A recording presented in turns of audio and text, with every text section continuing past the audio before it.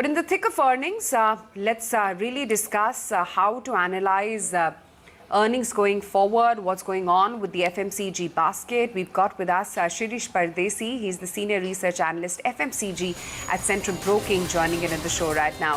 Shirish, morning. Good to have you on the show. What is it that you've made of Britannia's numbers? The fact that they didn't quite hold up to the sales guidance or the momentum that they were indicating towards in the second quarter, that seems to be playing out as a bit of a disappointment right now. Yes, good morning. Thank you for having me on the show. There are two things. One has to also realize that quarter one, there was a severe lockdown and the home consumption has really taken up in the quarter which has gone by. However, with the economy slowly opening up, I think people are back to their near normalcy.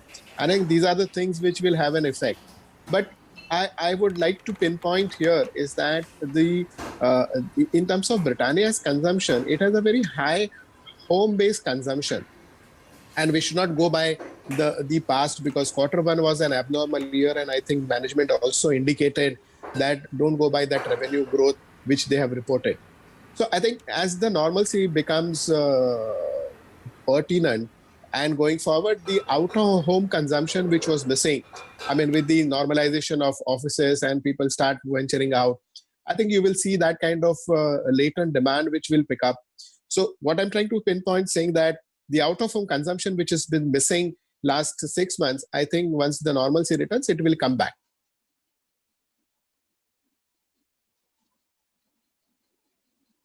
Right. Do you expect a big uptick in the semi-urban categories? I mean, when I say semi-urban categories, let's say mass market products within FMCG, mass market food products, because if the rural economy is coming back and if the discretionary spend in that end of the economy is not got hit, do you expect low ticket FMCG and food items to do better than high ticket items?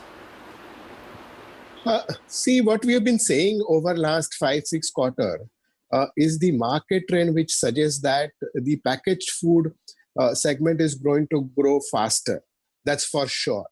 Now, what you try to also understand, these growth rates which are there, these are in relation and we are looking at YOY or QOQ. I think fundamentally what I'm very positive is that as the economy opens up and rural is firing well, I think there is a demand which is very strong for ready to eat. And biscuit being a staple category, I don't think there should be a fluctuation which is there.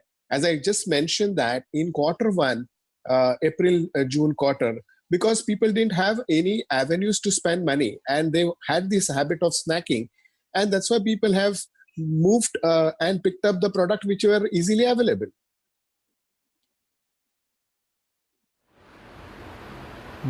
Okay. Well, Shirish, appreciate your time. Thank you for joining us.